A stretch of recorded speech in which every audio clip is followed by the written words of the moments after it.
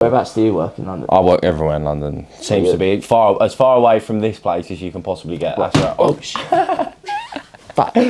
Oh, here we go. Go on, son. Get it in.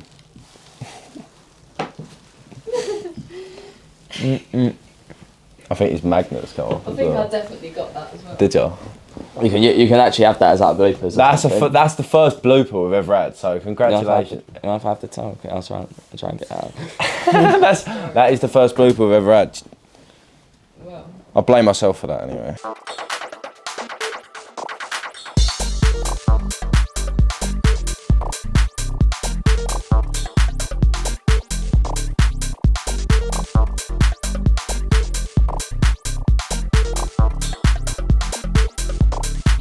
Yeah, and obviously I do. There's my set at Luke Dean when I supported Luke Dean. Where's that one?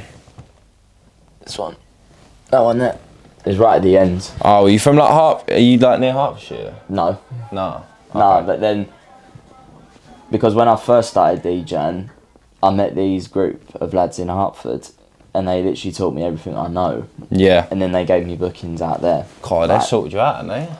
Yeah. Fucking decent. Nice. Everyone was just because it was like when I. God, look how young he looks there as well. By the way. No, that was when Get Hard was like really trending. It wasn't even out. This was when Get Hard was unreleased.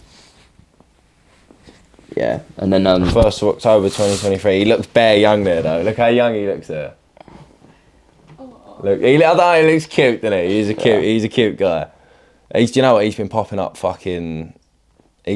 loads on there. Yeah. RTK Tarantino one. There we go. Right, let's do this anyway. Right, yes, people, this is episode 14 of the Househeads podcast.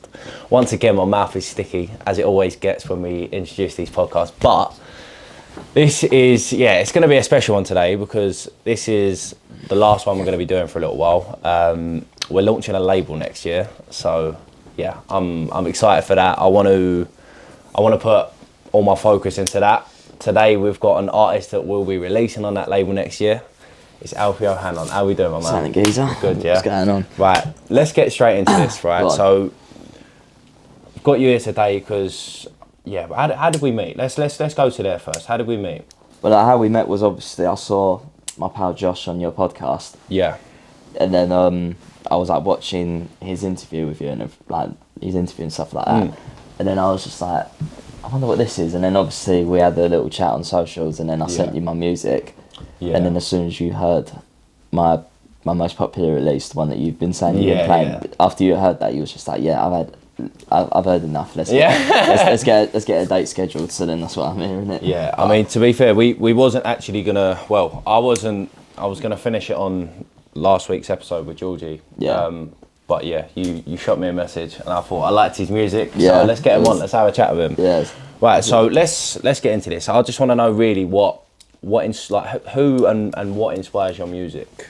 Like obviously, what mostly inspires my music is like who in general mostly is like Dan Fresco, like with like the hip house vocals. Like when I heard Shakedown, one of his like most popular tracks, I was literally like, I literally heard it. I was literally at a rave at 93, like a year back, and I was just like, who the fuck is this man? He's like when you see Stussy, you're just like, who is this wizard? Yeah. And that's what I thought when I first heard him. And then I literally was just like, I was like, every track that I make is going to be like a hip hop related sort of thing. And then I was literally digging on like YouTube, like fucking like Google and everything. And then my old man called me up one day, and I literally went to him. I was like, give me a hip house vocal that you've got on vinyl, because like he used to be like a pirate studio DJ like in the 90s and stuff. So like it's in you. I basically grew up around vinyls and everything like that. Like literally majority of my childhood is literally DJing and that sort of thing. And I said to him, I was like, give me a track from your day and age. And then he said to me, Doug Lazy, Let It Roll. So then I searched it up, I heard it. Big tune. And then big tune, cheers, it's a big tune. It's actually a decent one. Big tune. It's actually a decent one. And the lately bass. I heard it. It's Nice.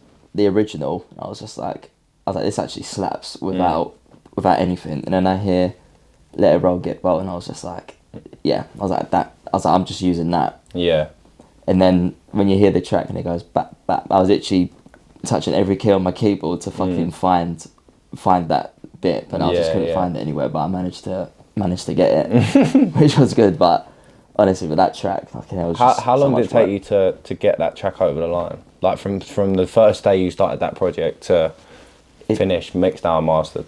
See, the thing is with me, like, or just like, mixed down. Obviously, mixed down. It took me like an hour and a half, something like that. But the track took me like basically all day. Yeah. Because what I do is I do it all the time. I don't know if the other producers can relate to it, but like literally, I make the drum loop, and I'm literally sitting there, and I'm just like, yeah, this is sick. And then literally give it half an hour, and I'm just like, I'm bored of this. Yeah. And then I'm literally just changing stuff over. Yeah.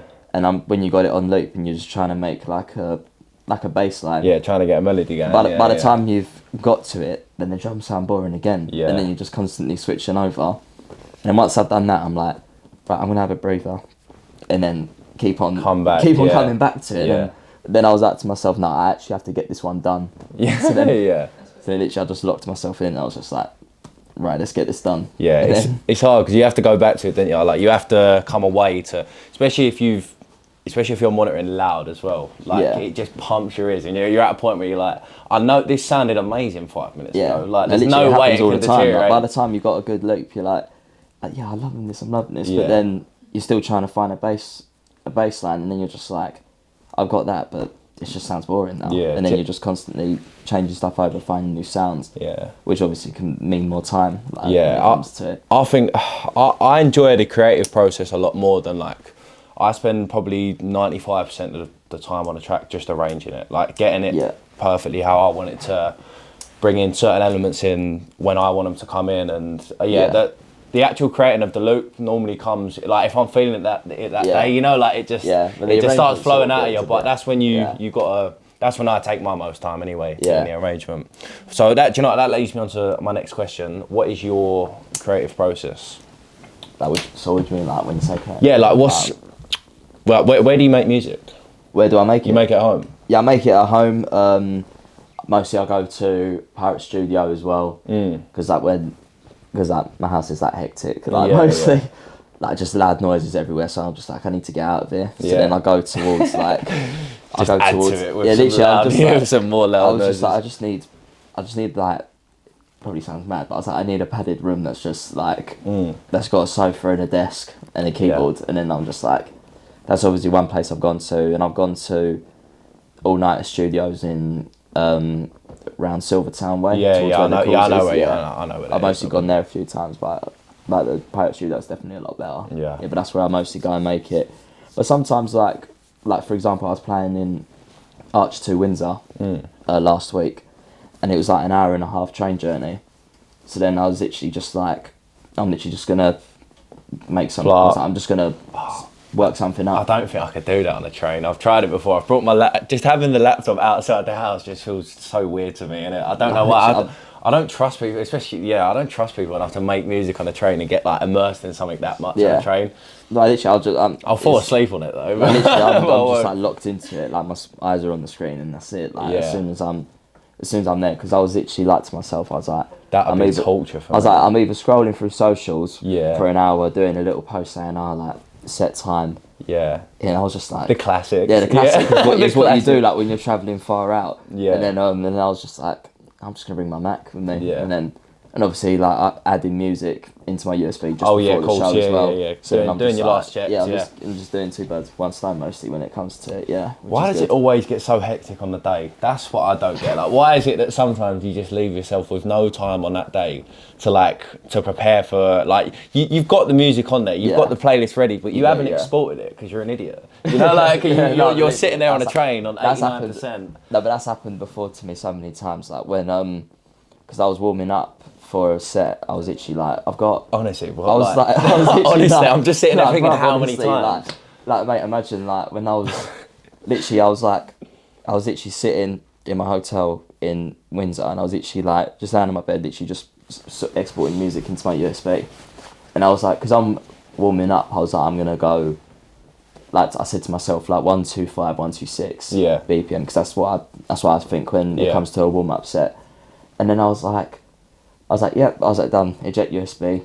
I get there, and then I'm just like, where's my music? Yeah. I was like, oh, for fuck's sake. And then I literally had to load up music that was like 128 or 130, and I just had to fucking turn it down to like 125, and I was just like, never again. I was like, I'm going to eject my USB and then fucking put it back in. Yeah, and just double check, just to double check. I'll always give it a little run through on the decks, innit, just to make sure that that everything's there. And the reason why now I always bring a laptop with me and export my music was because I was playing in a club in Shoreditch for the Reaper. And I got there, and obviously I was warming up then, so I was like the first person in the venue. Plugged my USB in, corrupted. And I was just like, I literally went, worse than forgetting your headphones. No, but literally, and I was like, I literally went up to one of the promoters, Sam Beach. He was one of the promoters, and I was just like, bruv, what do I do? And he just went, can you go home and grab your laptop? Or he's like, or you could just take mine and just just find warm up tracks. Yeah. But then I managed to run home and to get my laptop, and then it's like I had an old USB in, so imagine this, like you got the stage here, I literally had the decks there, me playing, and then my laptop literally just sitting on the fucking like a drink table, and and you just see like record box loaded, and it's just like, I'm literally like this, I'm literally playing, and I'm just like, just seeing how long I've got left. So I was just like, so when that happens, and I can actually play like new up to date music, because I was just playing like fucking old music that no one probably knows of. And I was just like, this ain't getting me nowhere. That's why I'm just like, I always carry my Mac with me every time I travel, anytime I'm playing. I've always got it on me. It's a smart move. It is a smart move nowadays. Definitely. So what was I going to say? That was I had another little question for you off the back of that. Yeah. So like, what's your style of like set? Like if you're playing out, like what would you? Because you was just saying there about like new music and old music. Like what are you trying to do when you jump on the decks? Like, are you? Because the sound I mostly go for is like, well, mostly when I'm like warming up. Yeah. Like I said, I usually go. It's weird, but like I go for, like, you know, Riley. Yeah, I love Riley. Yeah. No, I play a lot. It's funny how his name's Riley, but because it always comes up on Soundcloud as Riley UK. That's why I say Riley UK. Yeah, literally everyone I've heard say that just says that. Like I played like, I think when I was playing in Queen of Hoxton, literally I played like half an hour of just half of my set was literally just his music. Yeah. Because I was just like, it just sounds sick, and it's like, and it's not like drums up literally blasting in your ears and everything the minute you walk in, and I was like, this is nice and relaxing. Which was good. But and then obviously if I'm mostly playing for like a event that plays like the EastEnders sort of sound, I mostly just play like wild records, sort of style of music, like Ryan, proper sound geezer he is as well. Like, do you know what I've met him and I've spoken to him a couple of times, that chopper tune, Bang the Bass, like it's that's lethal, that one. That's a big tune. I like what's coming out of that side now, because like talking about that EastEnders sort of sound, like I don't know, I like some of it, but there's like a couple times when it gets like a little bit too electronic for me almost. You know, like, I don't want to reference it, but like, you know, like the track you showed me earlier with that, there's this one synth that when I hear it, I just kind of automatically switch off because I know what kind of tune it, you know, like that EastEnders kind of, like the obscure. The obscure. Yeah, like that sort of synth, like it just, that's a little bit too far for me. What would you, what do you think about that? Like the sound sort of, because like, I just think it sounds fucking like the obscure sound, mate. I love it. I'm just and it's like hearing, and it was just like when you said that sort of sound, it's like hearing Stussy all night long. Like that, I was just like, what? I was like, fucking hell, this. I was sky high, mate. I was literally just like, literally was like. See, even that. Now you said that. Now I'm thinking about it, it's kind of the Stussy synth as well. Sometimes he doesn't use it in all of his tracks, but some of his ones he has that big room synth. But I'm not. And as you see, like when you go on social media now, like everyone's just using trying to make that. Everyone is literally just using that sort of sound. Everyone is like track I see, like when I'm just scrolling through, is literally just, I just hear that. That serum. That serum. Yeah, serum. Or you look on Diva and then like, yeah, usually I use Diva for like my bass and synths, and then that's where I first heard it, and I was just like, literally, I was just like literally down on the arrow key, and I was literally just playing keys. Yeah. And I heard it, and I was just like,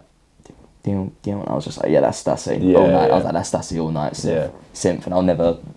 Anyone could say, oh, it's this, it's that, it's Stassi's. Yeah. It literally belongs to him. That's why I say that. Yeah. Yeah. Play. Right. So that leads me on to my next question. Who's your favourite artist? It's got to be Dan. It's got to be Dan Fresco. Oh, I thought you was about to say Danby then. No, I do. I know Danby. I do like when you done bumping. Mate, that track is mad, like insane. I love it. But it's mostly Dan Fresco. But like I love his music now. But like when he done his SoundCloud 3 downloads, part 1 and part 2, them ones are just like, even now I still play them. Yeah. The old like the Shakedown, House and everything. Like, I just play it all the time. Yeah. And literally that's how I got my booking in Hoxton to support Dan Fresco, because this promoter came to watch me at Ministry of Sound, and I literally played Shakedown, and he just went up to my ear and he just went, he's like, every fucking set you played this track, and I'm just like, yeah. I was like, I caught, and then he just went, how'd you feel supporting him? Yeah. And I was just like, no fucking way. I was like, yeah, let's do it. I was like, yeah, I'll do it. I'll take it. Yeah, that's good. Yeah. I like that you'll go back to a certain song on certain. Yeah, no, I always do. I literally, I always do. Like every time I play at like a crowd that knows music. Yeah. Because when I say knows music, I mean like the deep tech sort of side. Yeah. Because like anyone knows like the sing along classics. But if you can go to a rave and like, I'm playing like Stassi, for example, at Midtown Playground or Across Boundaries, and they're singing the bass, and I'm just like, like they're just singing the bass notes. Then I know it's they're in minimal. Yeah. Yeah, literally, because that's what happened one time when I was playing in Hartford. Yeah, that's what you want, is people singing their melodies. Yeah, no, literally, like, because I was playing in Hartford, and it's mostly like a sing-along crowd, most of the time it is. And I literally was playing upstairs, which is more like the vocal side of it. Yeah.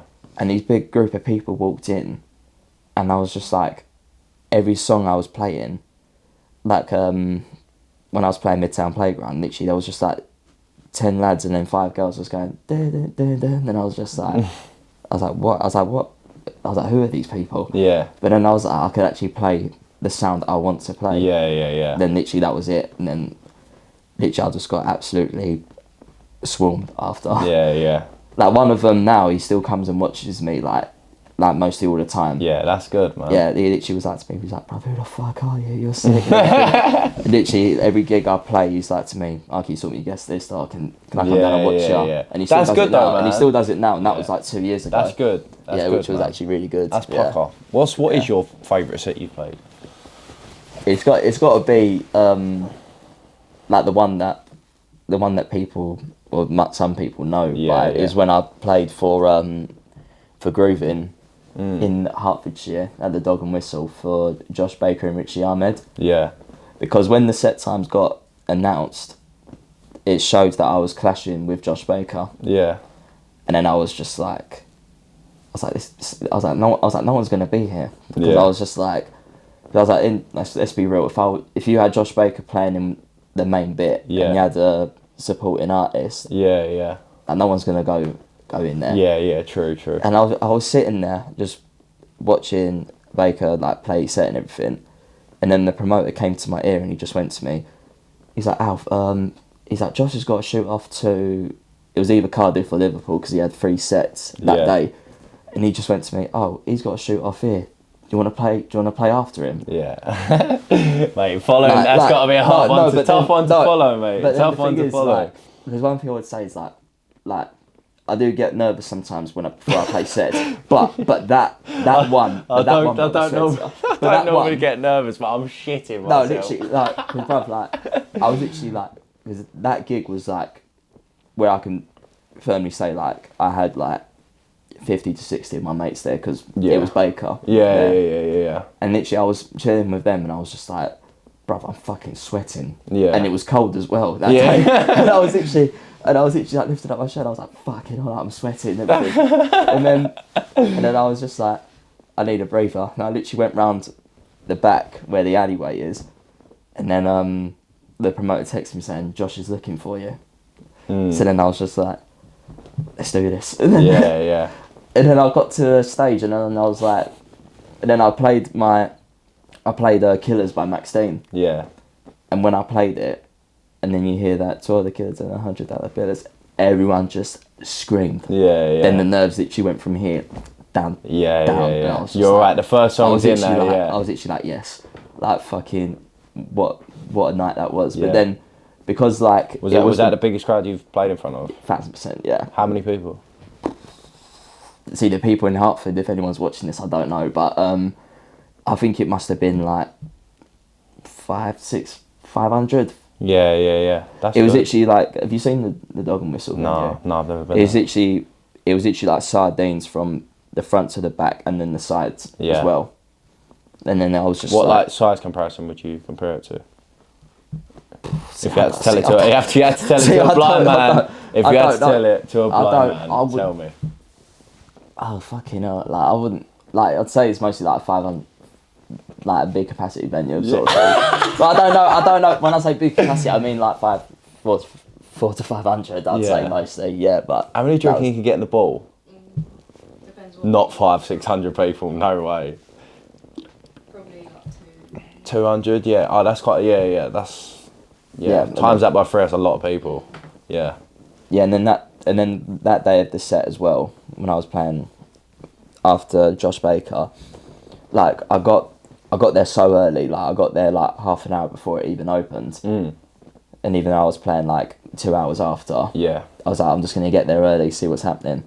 I got there show at, your like, face, bro. I got there at like I got there half an hour before, and the fucking queue to get in, I was like, I've never seen this before. Like, I was like, even in London, you don't see it. And I was just like, it was just a fucking long ass queue to get in this place. And I was just like, and literally, this was where I was like, this could actually be one of my biggest sets. Yeah. This is the moment. Yeah, this is the moment. It was the moment. Yeah, and then the funny thing was after that, literally like a week after that, I went to Boat Club at 93 with my mates, and I was squeezing past these group of lads. And he's like, this was like a 10 to 15 group. And this geezer tapped me and he went, you played after Josh Baker in Hertford, didn't you? Yeah. And I was like, yeah. And then he was like, bro, let's get a picture. And I'm just like, I was like, bro, with me. And he went, yeah, you're sick, that's it. And literally, I was just like, yeah. Yeah, he was warming up. Like, he was warming up for me, wasn't he? Yeah. That's what you should have went. And then literally, like, towards the end of the year, like November, when I went to his event at Outernet, I was queuing up in the coat room, and this geezer went, are we in the right queue? And I was literally said it in behind it, in front of him. I was like, yeah, it is. Looked behind me, carried on, turned back again, and he just went, you played in Hertford, didn't you?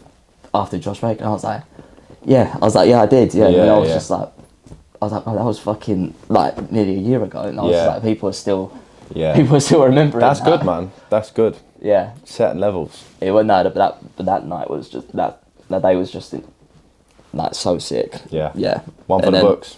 Definitely, yeah. And then I got to see, because Richie Ahmed missed his flight. Yeah. So Murphy's Law came down instead. Yeah. But them boys are fucking solid replacement. Yeah, but them two are proper sound. Like I've met them like a couple of times before. And as soon as I got told Murphy's Law are coming, I was like, yeah. I was like, good. I was like, good last minute, because literally it was a last minute thing. Yeah. Because so many people came down to see Richie Ahmed. Yeah.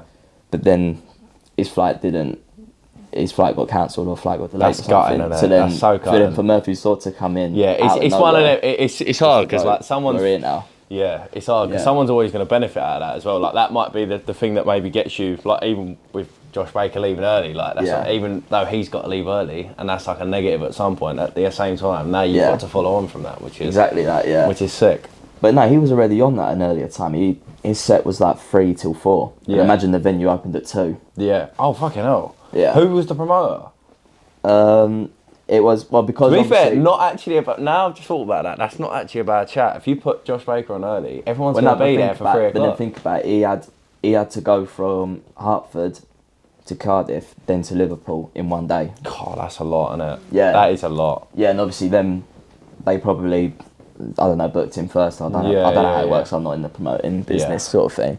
But yeah, literally the promoter literally was like proper sound geezer. Like he does all like events, mostly in Notts now, like Notts in like the north of or Midlands sort of thing.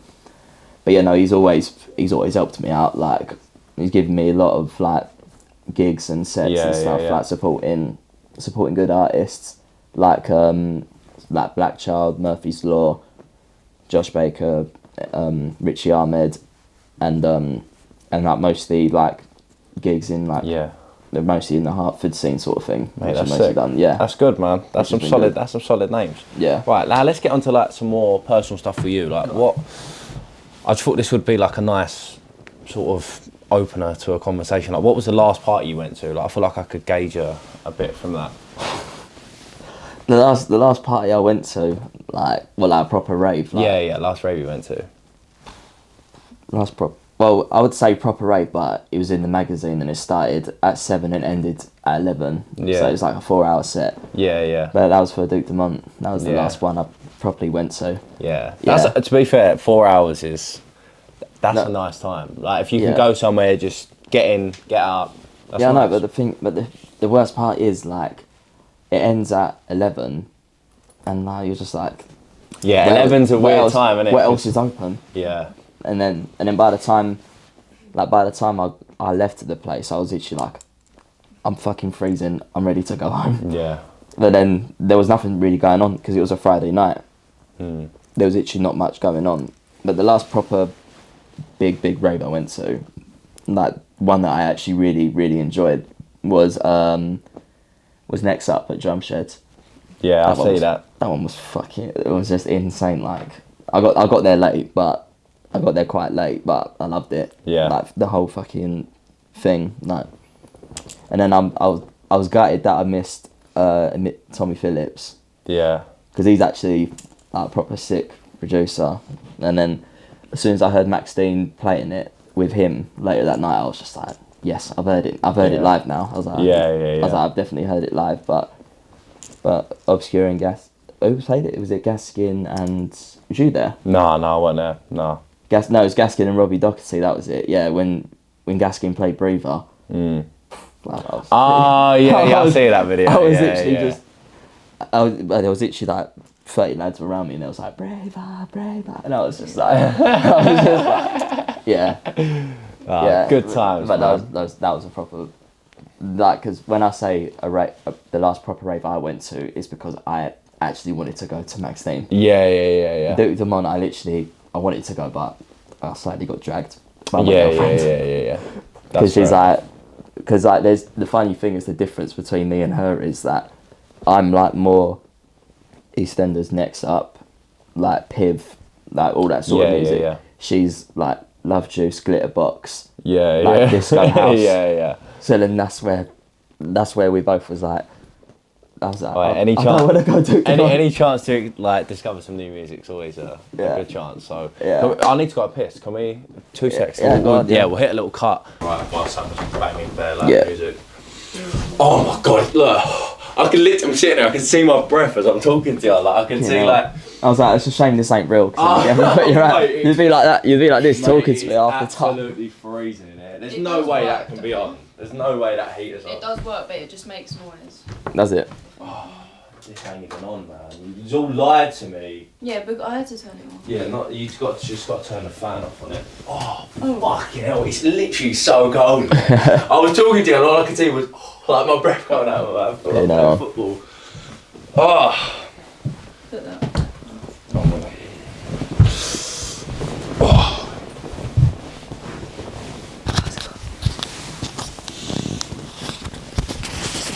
Oh, God, it's fucking so cold.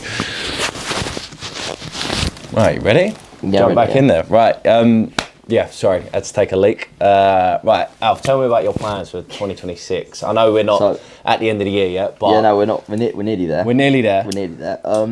So what my go-to plan was, because I was speaking to my girlfriend mostly about this. Yeah. Yeah, my missus was saying to me, because like when it comes to like music production as well, like she's like chewing my ear off, saying like if I'm at hers one day when she's working, she'll be like to me, "Why aren't you producing?" Yeah. I was like, "Don't know, just can't be bothered today." Yeah. She's like, "Oh, do you want to be like one of these artists? And you have to do this, you have to do that." Yeah. Yeah, which is good as well, because then it pushes me to do that, because I think everyone gets into like a writer's block. I think you do. I think most artists do. It's a weird one, because it's just like that extra push for like sort of stuff. You're right, because it's like it's a creative thing, so you still have to like you have to let that sort of what you want to do build up. Yeah. Like I'll know when it's time to create a fresh song and not just work on something in it. Like I know when it's time to create something new, because there's just melodies flowing through my head all day, and I'm just like, you know yourself, literally I'm singing and I'm going, I need to get on there now, innit? Like we need to make something now. Yeah. Because and the ones when I'm like that is when the best stuff comes out. So it's like, of course, you can try if you're trying to force yourself, you end up, I don't know, I found I burned out a little bit with it. Yeah. Where I was forcing myself to listen to the same song over and over again. That was me when I first begun music production. Like when I first bought Ableton, and I was like learning How the did basics. How did you learn the basics? Well, like, Synth member? Dojo? No, nothing like that. No. So the start of it all was another DJ called Zach Gayford. Yeah. Like when I say this, like that geezer literally made me like the DJ. He literally introduced me to like everyone in like around Hertfordshire sort of place. Like he showed me everything, like taught me how to DJ, like use the decks properly. Yeah. So then he was like to me, "Oh, this is how you make your kick, clap, hi-hat and everything, shakers here and there." And then I got in contact with Josh E, the person you had on before, before in the past, and he showed me more of like when it comes to like EQ and a bass, EQ and drums and everything. Yeah, like mostly that sort of stuff. And then that's when I learned more of it. Yeah. And then it's just consistency, really. Like the more you're at it, you're like watching videos on YouTube. Yeah. Mostly like Syntho. Mostly upload little videos where you can learn like a little tip here and there. It's very good for sparking a little something, or like if you learn like a little, even like just little things that will just make your life, even if it's like a shortcut. Yeah. And you just learn like something that will like command you, quantize, like just something that will save you that right click. Do you know, like? No, but then like, because you know, like when you say in my track there, bro, when you said the build up, it's sick. Because the build up, I had just like a single note, like a lead going through, and then it literally just sounded like a normal like string going across, and then I saw on Syntho there was just like a little 10-minute video, and I heard of that it's like LFO. Yeah. So then I used it, played about with it, and you can hear the whole build up to it. Yeah. It's like riding a wave sort of thing. Yeah. And then I was like, yeah, this is good. And then now I've got that saved. So if I want to use it, then I can just go back to it and then just change little bits around mostly. Yeah. Oh, that's sick, man. But mostly my plans for 2026 is obviously I've got some bookings confirmed. Yeah. Like mostly in March sort of way. Yeah. Now I think I've got 2 confirmed already, and I don't know if I'll be able to like, because when Abode put on their Instagram, I'll send a mix if you want to play for Abode next year. Yeah. Did you saw the post? No, but they posted a thing saying, "Oh, if you fancy playing for us, put in your name, your TikTok, your Instagram, your Soundcloud. Do you produce music? Tell us a bit about yourself." I was literally sitting at home and I was like, everyone's going to be doing this. Yeah. And then I was just like, you know what, fuck it. Filled it out, forgot about it. 2 weeks later, they emailed me back saying, "Oh, you've been shortlisted to the 2nd stage." So then I was like, shit. Decent. I was like, so fingers crossed if it goes well, then I might be. Yeah. They've had a scout, haven't they? They've had a little look, haven't they? They've had a butcher's of that, They've had a little look, innit? But then I was like to myself, if that's going to be the case, I was like, so at the start of because I've got a few bookings in December, and then I was like to myself, like mostly Jan, Feb, and mostly 2026, I'm literally just going to focus on like just music. Yeah, you mostly. Need to, man. That's more that's where I that sort of, because like that's where I see the talent is in the production, man. Yeah, like, because it's like I said to myself as well, like I said it to the other day when I was speaking to one of my mates. I was like, the only way I'm gonna go up is if I just make music, because like I make music now and then, but like I need to be consistent at it. Because like I got told from someone. I'm just thinking like what do you say is consistent? Because it's just hard. Like, because if you're consistent, like this is kind of what I'm probably struggling with at the moment. It's like how consistent is do you mean every day? Like no, not every day. Like obviously you work a job as well, don't you? So yeah, that's what I'm saying. I would say mostly. I don't know. It depends on really how fast you can. Grab a beer quickly. Go on, carry on, man. Yeah, but it's mostly like just getting a load of music ready. Obviously, like one track can take you like a day, others can take you like a couple of days, and other things like that. But because someone told me through when I was speaking to a couple of DJs, they said to me the only reason we got an EP signed. Do you want one? Sorry. No, I'm good. But the reason we got an EP released on EastEnders is because we were consistent. Like sending dubs like a track, like sending him like 5 or 3 or even just 1, and they said that's one of the reasons why we got a signing deal with EastEnders. That's what they told me when I was asking them. That's what people are looking for though. Like they're looking for someone that's really consistent and serious about what they're doing. You know, the more tracks you finish and get over the line, the better you're gonna get. You know, and it's as simple as that really. But definitely. What would you say like your way of sending music out is? Like how do you get people to hear it? You know, I would say SoundCloud, but now it's just social media. Yeah. Like TikTok mostly. Yeah. Obviously, you can send stuff on SoundCloud, but the way I see things are going now, it's mostly TikTok. Yeah. Because you could make a snippet of a track, like just a 10, 15 seconds. Yeah, like a sound. Yeah. Then you wake up the next morning and like, you've got big artists like, send me this, and then you got people like making videos of themselves like getting ready for a rave or like a group like rave photo or something. Yeah. And that's what you know what I mean. That's what you see. Like you know, like when it's hard, but I hate that. I really hate that. Like I can't hide that. You constantly see it. Like you're just like it's a track made from an unknown artist, but it's just got so many fucking likes. People have reused their sound. Yeah, mostly like that. But it's funny because like mostly where I've sent my music out is through Trackstack and SoundCloud. Yeah, that's where I've mostly done it. And then the funny story behind this as well. So I made Let It Roll. Literally got it mixed down and mastered. I send it to like Chopper, Dan Fresco, Gigstar. Like mostly all the wild, mostly like the wild. Because when I heard it, I was like, it's more of a wild record. Now, I was gonna say, now you've said that, that's a very Chopper-esque. Yeah, and then I sent it to Ryan Rezzo's Trackstack and his SoundCloud, and I DM'd him as well saying, "What's your email?" So literally, I sent it to him 3 ways. Yeah. There was no way. There was no way he was avoiding that. I was just like, I'm gonna chew this fucking guy's ear off until he does it. Completely like, no response. Not even like a message back or anything like that. Like 5 months down the line, I was like, this ain't getting signed. So I was like, I'm just gonna release it by myself. I release it on the day. 12 hours later, Ryan Rezzo DMs me personally, can you send me this?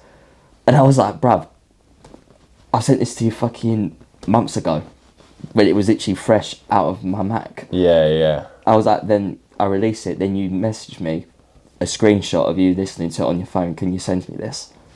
And I was just like, if you listened to it months ago, then you could have been playing it out and everything. But then he downloaded it, and then I messaged him saying, can you video it, or can you get one of your videographers to film and record it? And then when I met him in person this year, actually at 93, he was like to me, "Oh, just send me everything you've got. Literally everything you make. One minute you make a new tune, you send it to me." And it's what I've been doing mostly smart, as well. Smart from him as well. Yeah, because I mentioned that fresh music. Because I mentioned I mentioned it to him, and it was a bit all over because he probably had an event to run or something, and I was like, you DM'd me about my track Let It Roll, and then I showed him the DM, and he was just like, "Oh yeah, fucking yeah," and then everything. Then he was just like saying to me, "Oh yeah, just send me everything you've got." So then that's why I said to myself in the new year, I'm literally just gonna like just focus on the music side of it because it's the only way I'm gonna go up. That is in the game. Yeah, definitely. I feel like, don't get me wrong, like you make enough good music. I'll get like you get bookings now and then, but if you want to reach further up, then it has to be like I said. I'm gonna take a little step back from DJing. Obviously, still do a few bookings now. If you're getting bookings though, you got to carry on. If you're getting bookings, you got to still play, but you got to just dedicate more time. Yeah. All right. Right. Let's wrap this up anyway. Right. Just give me quickly. What is your preset ritual? I can't say that. Nah, all right. No worries. I won't say that. Listen, people. This is episode 14 of the Househeads podcast. Make sure you like, subscribe, follow him on Instagram at Alfie Ohanlon. Yeah, this guy, you will be hearing his music in the future. For real, you will. And we're excited to have him on today. Fun. Big up. We'll see you soon. Make sure you like, subscribe. Did I say that already? Yeah, you already said that. Yeah, alright, no worries. Sweet. Definitely. Big man. Yeah. Thank you very much, bro. How long was that?